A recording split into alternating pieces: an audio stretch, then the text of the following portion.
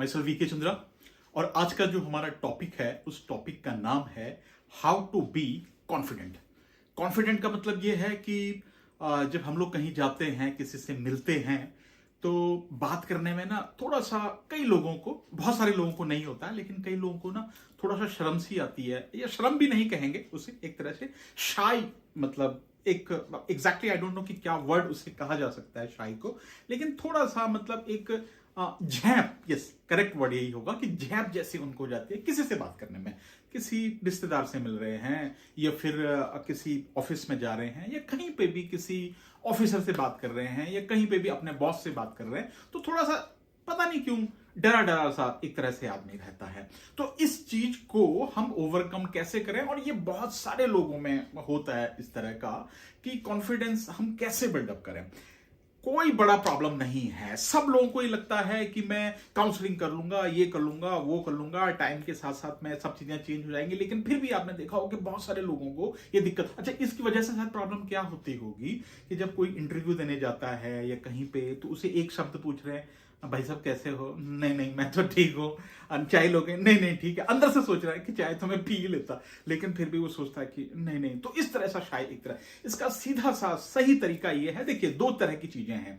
एक तो नेचर होता है शाई, तो लेकिन शाईनेस को हटाने के लिए, मतलब वो जो शर्म को हटाने के लिए, इसका मतलब ये नहीं है कि हम बेशर्मी हो जाए, है ना, बेशरम नहीं होना है हमें। कि देखिए जो हमसे बड़े हैं और कहीं पे रिस्पेक्ट अगर किसी को देनी है, तो वहां पे थोड़ी बात उस तरह से की जा सकती है। या आपसे कोई बड़ा है सपोज कीजिए, तो उसके साथ में अगर आप बात कर रहे हैं, थोड़ा सा नजरें झुका के आप उसके साथ में बात कर सकते हैं कि आपकी मतलब एज में जनरली बड़ा है। या कई जगह ऐसी जरूरत पड़ती है कि जहां आई टू आई कॉन्टैक्ट करने की जरूरत होती है, लेकिन फिर भी मुझे लगता कई बार लोग आई टू आई कॉन्टैक्ट करने में ऐसे सोचते हैं कि बिल्कुल आंखें से आंखें मिला करके, तो वो आंखें से आंखें मिलाने में कई बार दिक्कत ही होती है कि सामने वाला देखा ये मुझे घूर क्यों रहा है, तो ऐसा घूरना भी नहीं है ना। थोड़ा सा आप उनसे बात कर सकते हैं, फिर इधर उधर भी देख सकते हैं, बात भी। अच्छा ऐसा भी नहीं है कि आप अगर उनसे बात कर रहे हैं तो आप इधर उधर नजरें चुरा रहे हैं, क्योंकि ये भी बाहर परसेप्शन है कि जो नजरें चुराता है वो चोर जैसा होता है, लेकिन ऐसा भी बिल्कुल नहीं है। नजरें चुराने वाला जरूरी नहीं है कि, हो सकता है कि उसके मन में आपके लिए उतनी इज्जत सी होगी। हाँ, कोई और मामला है, अगर मान लीजिए कहीं पे आप पूछताछ कर रहे हैं या कुछ कर रहे हैं, तो वहां पे तो थोड़ा सा वो चीज कर सकती है। लेकिन जो हम बात कर रहे हैं कि कॉन्फिडेंस कैसे बिल्डअप हो सकता है, तो पहली बात तो ये है कि जिस बात को आप करने जा रहे हैं किसी के सामने, उसमें ना सच्चाई होनी चाहिए। अगर आप थोड़ी गड़बड़ कर रहे हैं, उसमें कहीं पे कोई झूठ मिक्स कर दिया है, या आप अगर झूठ बोल रहे हैं या कोई चीज छुपा रहे हैं, तो ऑटोमेटिकली वो कॉन्फिडेंस ना आपके अंदर नहीं आएगा।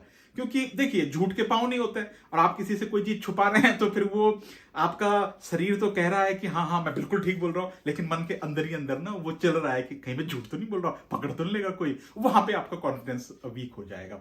तो पहली बात तो ये है कि जो भी आप, जिससे भी आप बात कर रहे हैं, पहले तो एक तरह से भूमिका बना लीजिए आप कि हाँ मैंने इस तरह से बात करनी है। दूसरी बात यह है कि आप जो भी टॉपिक आपका एक तरह से है, वो टॉपिक आपका बिल्कुल क्लियर होना चाहिए, मतलब उसमें किस तरह की कंफ्यूजन नहीं होनी चाहिए। सपोज कीजिए आप कहीं पे जा रहे हैं किसी से बात करने के लिए, अब बात करने जा रहे हैं और आपने पहले से सोच लीजिए कि मैंने ऐसे ऐसे बोलना है, लेकिन आम दिनों में जब आप किसी से बात करते हैं तो वहां पे तो कोई प्रैक्टिस नहीं हो पाती है। तो उसका सही तरीका यह हो सकता है कि आप सच बोलना शुरू कर दीजिए, है ना। मतलब कोई, देखिए जिसके मन में जितनी सारी बातें अगर चलती रहेंगी ना, वो उतनी कंफ्यूजन क्रिएट करेगा।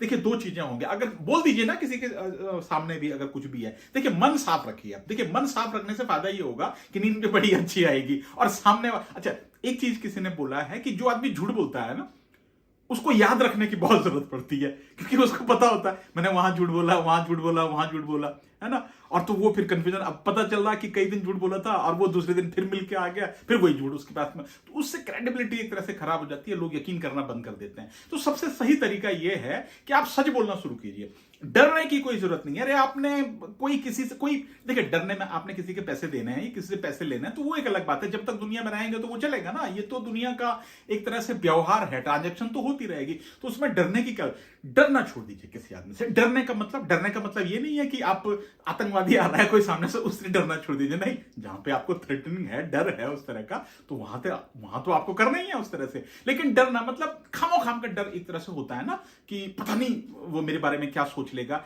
अगर आप सच बोल रहे हैं, सही बोल रहे हैं, और किसी तरह का झोलझाल नहीं कर रहे हैं, तो आपका कॉन्फिडेंस ऑटोमेटिकली बिल्डअप हो जाएगा। अगर आप किसी इंटरव्यू के लिए जा रहे हैं, कहीं वाइवा के लिए जा रहे हैं, या किसी से बात करने के लिए कहीं पे जा रहे हैं, तो ठीक है, थोड़ी सी प्रैक्टिस कर लीजिएगा, क्योंकि प्रैक्टिस मेक मैन परफेक्ट। धीरे धीरे धीरे धीरे जैसे जैसे आप प्रैक्टिस करेंगे ना, उस तरह से हो जाएगा। हम भी पहले इसी तरह से थे, हम भी तो डरते थे। मुझे तो ये समझ लीजिए कि जब मैं जाता था तो मेरे को ना किसी से अगर बात करनी है, नए आदमी से क्या, या घर पे भी इवन यहां तक कि पिताजी से भी बात करनी होती थी, तो मेरा ना अंदर जो दिल है वो फट फट फट फट फट फट फट फट स्कूटर जैसा एक तरह से होने लग जाता था। बाद में जब फिर वो धीरे धीरे धीरे प्रैक्टिस शुरू हुई, है ना, और फिर जब आगे कई स्टेज वगैरह पे जाके तो फिर पाँव यूं यूं यूं यूं यूं यूं भी करते थे। मतलब मैं पाँव को ठीक करूं तो चैप्टर भूल जाता था, चैप्टर को ठीक करूं तो पाँव पर इस तरह से। लेकिन प्रैक्टिस प्रैक्टिस प्रैक्टिस, सबसे बेस्ट प्रैक्टिस ये है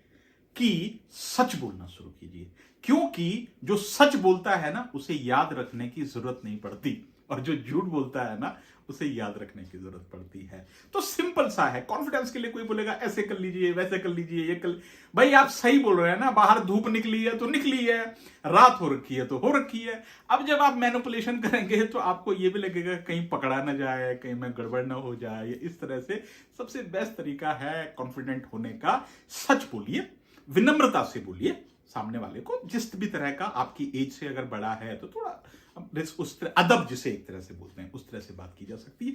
छोटा है तो प्यार से बात की जा सकती है। आपका हम उम्र है तो उस तरह से बात की जा सकती है ना। लेकिन बेस्ट प्रैक्टिस ये है कि सच बोलना शुरू कीजिए, एज इट इज जो हुआ है। ऐसा सच भी मत बोलिए। कई बार लोग बोलते हैं कि ऐसा सच है कि देखो जी बाहर कोई कुछ इस तरह का, और आपने तुरंत किसी को बोल दिया, उस बेचारे का हार्ट अटैक हो गया, है ना। थोड़ा सा उस तरह से वो देश काल परिस्थिति के हिसाब से देख लीजिएगा। लेकिन बेस्ट प्रैक्टिस ये है कॉन्फिडेंट होने के लिए कि आप सच बोलना शुरू कीजिए। So thank you very much, आपने इतनी देर तक सुना। मिलेंगे किसी और वीडियो में। Bye bye.